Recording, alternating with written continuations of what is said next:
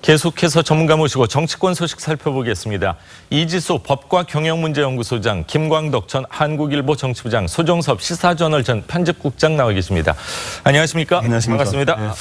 자, 민주당 전당대회 토요일입니다. 이틀 앞으로 다가왔는데 후보들 간에 좀 심한 거 아닌가 싶을 정도로 좀 네거티브라고 해야 될까요? 진흙탕 싸움 벌어지고 있는 이런 상황이네요. 그래서 이번 주 들어서면서부터 특히 그런 이제 분석들이 많이 있죠? 나오고 있습니다. 20일부터 이제 권리당원 투표가 시작이 됐거든요.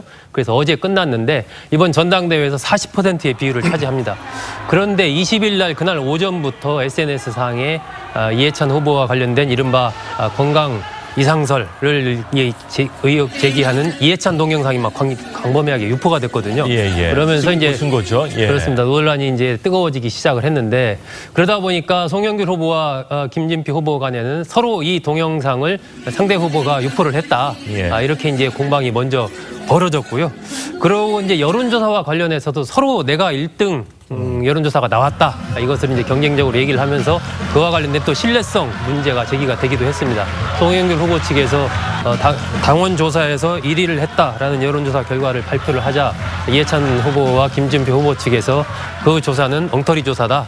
이렇게 또 반박을 했고요. 이 후보 측에서는 그 여론조사 결과를 소개한 방송사에 또 항의를 하기도 하는 그런 일도 있었습니다. 또 당의 이른바 대변인과 부대변인이 너무 선거 관련해서 특정 후보를 좀 돕는 것 아니냐 이런 논란도 좀 벌어졌습니다. 특히 김진표 후보 같은 경우는 당 부대변인이 선거 중립을 어기고 이해찬 후보를 도왔다라고 하면서 당 선관위에 문제 제기를 하기도 했고요. 또 특정한 라디오 프로그램에서 김진표 후보만 빼고 왜 나머지 두 후보만 인터뷰했느냐 이렇게 또 항의도 하는 이런 일들도 벌어졌어요. 지지자들이 항의를 굉장히 많이 했습니다. 이런 가운데 오늘 마지막으로 이제 오늘 오후 2시에 지상파 방송 3사가 공동 주최하는 후보 3명의 토론회가 열립니다. 네, 신경전이 지금 과열됐다. 불이 붙었습니다. 자, 이런 가운데 송영길 후보는요, 연일 이해찬 후보의 나이를 그러니까 나이뿐만이 아니라 나이는 사실 김진표 후보가 더 많은데도 불구하고 이해찬 후보의 나이를 집중적으로 공격하고 있는데 발언 한번 직접 들어보시죠. 이해찬 후보님은 이미 다 전성기가 지났어요. 말씀드린 대로 지금 손흥민이 뛰고 있는데 이천수, 박지성, 차범근이 데려올 수 없잖아요. 좀 손흥민 뛰게 해야죠.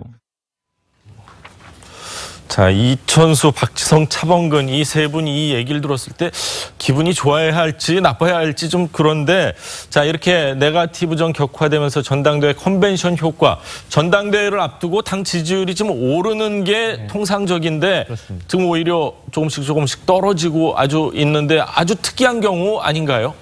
그렇습니다. 지금 예년 같은 경우 이제 전당대회가 있다면은 이제 그것이 이제 홍보 효과가 돼가지고 이제 지지율을 올리는 어떤 그런 원인이 됐었는데 이번 같은 경우에는 대통령 지지율이 떨어짐과 동시에 거의 맞물려서 지금 당 지지율도 내려가고 있고 이래서 아마 당에서도 이거에 대한 고민을 하고 있는 걸로 압니다. 근데 앞서 말씀하신 것처럼 이제 막파제 이르면서 서로 간에 이제 어떤 어느 정도의 공방을 하고 있는 상황이긴 합니다만은.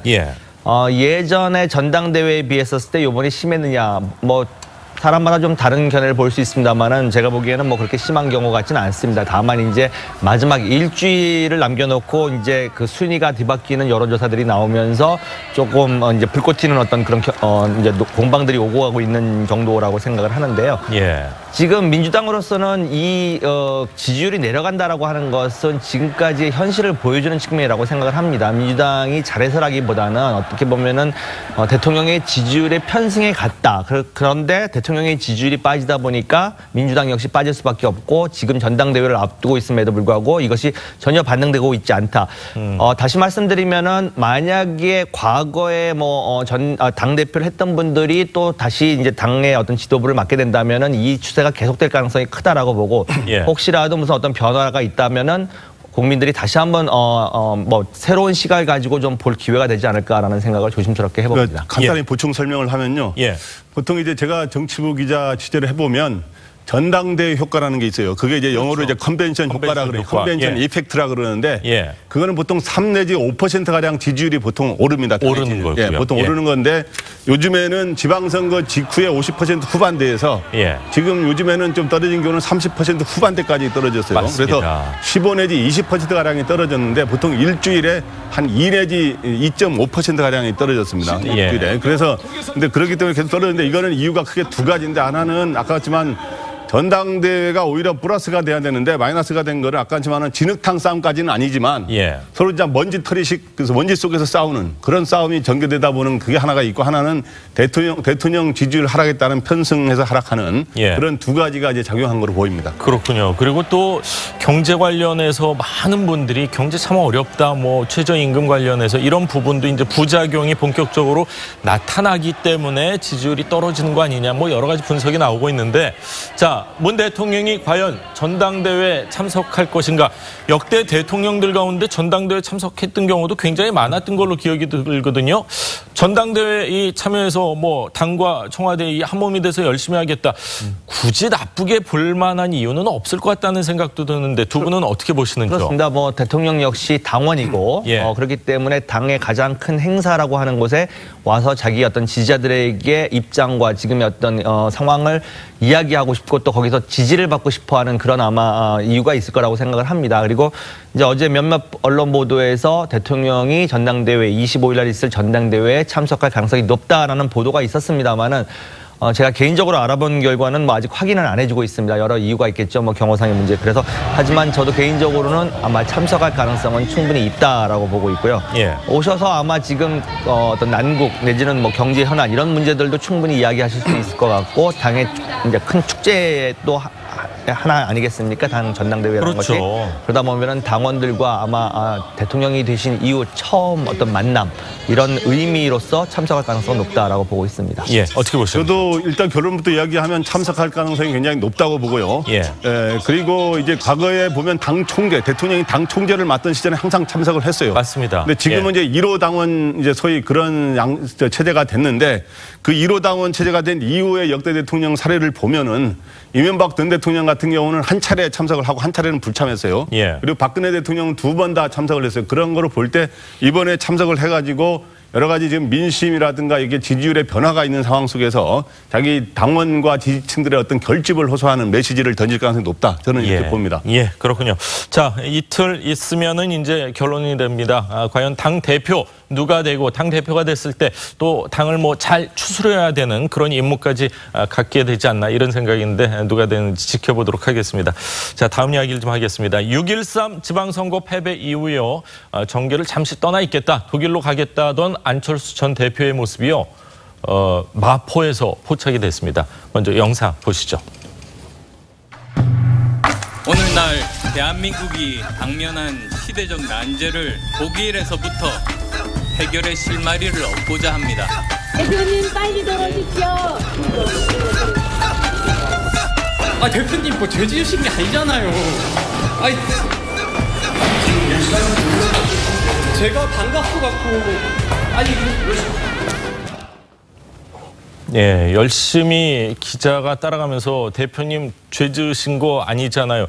죄 지은 거 아무것도 없는데 좀 피하시는 그런 영상이 나왔는데 그럼 독일에 출국한 적이 없이 한국에 서울에 계속 있었던 건가요? 어떻게 된 겁니까? 중간에 유럽을 한번 다녀온 것으로 아마 독일 쪽을 다녀온 것으로 그렇게 지금 알려져 있고요. 아까 보셨던 그 기자회견 영상이 지난 7월 12일 날 안철수 전 대표가 우리 사회의 여러 가지 한적한 현안 문제 이 해답을 독일에서 찾겠다라고 하면서 이제 당분간 유럽으로 나가 있겠다라는 뜻을 밝히는 그런 기자회견 영상이었는데 어제 이제 한 기자가 그 마포에 있는 싱크탱크 내일이라고 안 전 대표의 사무실을 찾았습니다.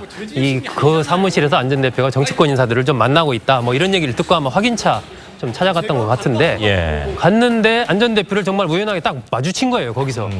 그러니까 안 전 대표가 좀 당황해하면서 계단을 막 2개, 3개씩 건너뛰기도 하고 이렇게 나가는 그런 모습이 공개가 되면서 이제 지금 바른미래당 전당대회가 9월 2일입니다. 그렇죠. 그러다 보니까 마쿠에서 뭐 안 전 대표가 여러 가지 역할을 하는 것 아니냐 이런 이제 관측이 좀 불거졌는데 그런 부분에 대해서 바른미래당 김철근 대변인은 도망간 게 아니고 이건 전당대회가 이 목전에 있기 때문에 그런 부분에 안 전 대표가 개입한 접촉한다, 뭐 이런 불필요한 어떤 의혹을 피하기 위해서 언론 접촉을 피하고 있는 중이다 이렇게 설명을 했고 이준석 이번 당대표 후보 출마했죠. 당대표 후보 같은 경우는 안철수 전 대표가 무슨 뭐 엄청나게 음험한 어떤 계략을 꾸미는 그런 사람은 아니다라고 그냥 하나의 해프닝 정도로 이렇게 얘기를 했는데 안 전 대표는 일단 장기 체류 비자가 독일 장기 체류 비자가 다음 주에 나온다고 합니다. 다음 주에요. 예. 그래서 그동안에는 아마 이런 것들을 준비하느라고 국내에 있었던 것으로 보이고요.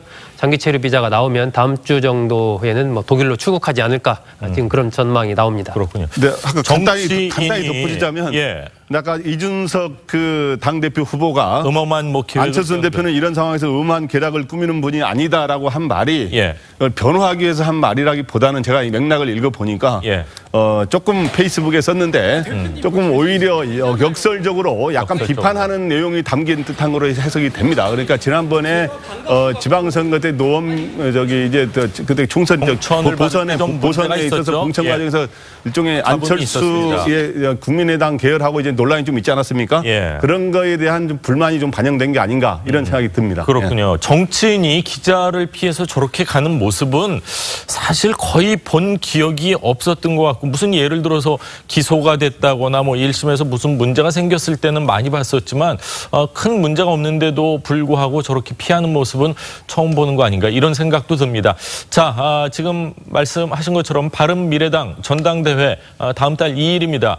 이 시점에서 안철수 대표의 모습이 목격됐는데 그것도 조금은 피하는 듯한 달려가는 계단을 빠른 걸음으로 정치권에서도 뭐 다양한 해석이 나오고 있습니다. 정도원 전 의원과 민주당의 강석훈 의원의 얘기 직접 한번 들어보시죠. 외국 갔다가 국내에 잠시 귀국할 수도 있는 거거든요. 그러니까 왜 도망가냐 말이에요. 난 그게 이상해요. 그래요? 기자가 대표님 그러면 뭐 이렇게 얘기라도 하고 그래야지 왜 도망가요? 뭐 죄졌어요? 바른미래당이 당대표 경선 시 이거하고 연관돼 있다고 봐야 됩니다. 그러면 정말 너무 슬프죠. 돈도 안 되고.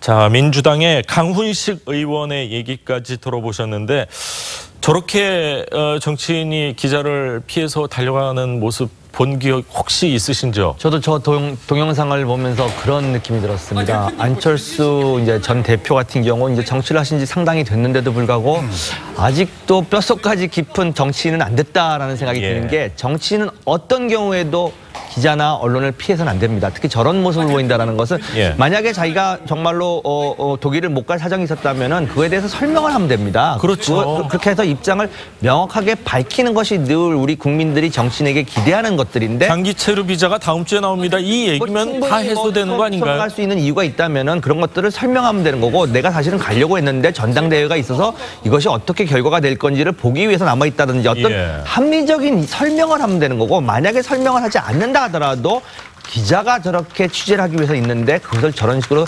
도망가듯이 하는 모습을 등을 보인다라고 하는 것은 정치인에게는 정말 금기시되는 상황인데 저런 것들이 아직까지는 뼛속 깊이 어떤 정치인의 모습이 아니다라는 생각이 좀 들었고요. 만약에 일부에서 지적하듯이 정말로 어떤 특정 후보를 밀기 위해서 이번 전당대회 때 그런 어떤 움직임이 포착되는 것이 거북스러웠다라고 한다면은 이 비판은 아마 어떻게 피해가기 어렵지 않나라는 그런 생각을 하게 됩니다. 어떻게 보셨는지요? 일단 좀 우스갯소리를 하면은 제가 아까 그 동영상을 보면서 굉장히 두 세대 간씩 막 뛰어가는 모습을 보면서 저러다가 넘어지는 거 아니냐 하는 그런 일단 그런 생각도 들더라고요. 근데 이제 안철수 전 대표가 제가 알기로는 굉장히 평소에 달리기 연습을 많이 하는 러닝머신도 많이 뛰고 미니 마라톤 대회가 나오고 그래서 아마 그런 문제는 없었는데 어쨌든 저 결론 이야기하자면 저런 경우는 순간적으로 이제 판단을 하는 건데 정치인이 저도 오래 취재해봤습니다라는 게 정치인이 저렇게 유력 정치인, 거물급 정치인 아닙니까? 대통령 후보까지 했는데요. 그런데 기자가 만났는데 저렇게 도망가듯이 달려가는 모습은 과거에 없었던 것 같아요. 그러니까 순간적인 판단을 저는 잘못한 것 같고 기자를 만나서 발언을 좀 절제하면서 이야기하면 되는 것이고 그다음 그래서 저는 보면서 참 거물 정치인의 좀 폼새 이런 품격이라는 측면에서는 좀 약간 그러지 않았느냐 하는 그런 생각이 들고요. 좀 어찌 보면 정치인으로서 지금 아직 경험이 미숙한 그런 측면도 보여준 거 아닌가 이렇게 생각이 됩니다. 그렇군요. 기자 입에서 대표님 죄 지으신 거 아니잖아요. 이런 얘기가 나올 정도였으면 기자 입장에서도 굉장히 좀 취재하고 싶은 마음도 있지 않았을까 하는 생각이 듭니다. 오늘 뭐 계단과 관련된 동영상 2개가 나왔는데 자, 오늘 세 분 말씀은 여기까지 듣도록 하겠습니다. 감사합니다.